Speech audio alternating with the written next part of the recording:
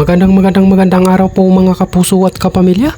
Isang pasasalamat sa ating may kapal dahil sa araw na ito binigyan tayo ng lakas at katalinuhan upang magampanan natin ang ating tungkulin bilang isang kawani ng ahensya na ang layunin ng ahensya ay madagdagan ang kita, tumaas ang production at maiangat ang buhay ng ating mga magsasaka at mangingisda sa kahirapan. Habang palapit na palapit ang buwan ng Berber, tuloy-tuloy ang programa ng Departamento ng Agrikultura at Pangisdaan. Kaya sa pakikipagtulungan ng Provincial Agriculture Office ng Bulacan, tayo ay magkakaroon ng distribution o mamamahagi tayo ng agri-fishery interventions para sa ating mga magsasaka at mangingisda dito sa lalawigan ng Bulacan.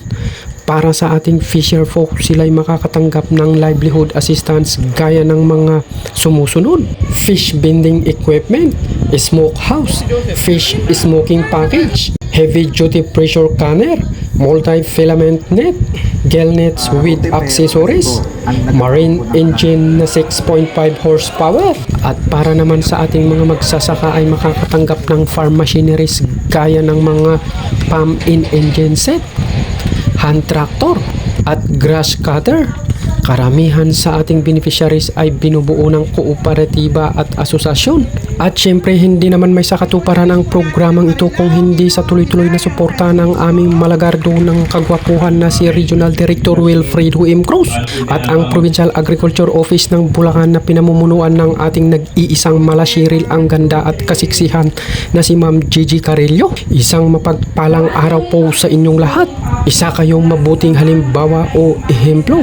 Sana mabigyan pa kayo ng mas mahabang buhay para marami kayong matulungang magsasaka at mangingisda.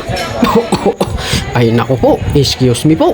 Pero bago tayo matapos at magkalimutan, nais kong bigyan pugay ang aming Provincial Fishery Office ng Bulacan na kinatawan naman ni Sir Joseph Bitara at ang kanyang mga staff. Sa sipag at tiyaga tuloy-tuloy ang programa. Mabuhay ang agrikultura at pangisdaan. Hanggang dito lang po ang inyong lingkod, Dan Idol, dito lang po sa 24/7 mga kapuso at kapamilya. Maraming salamat po.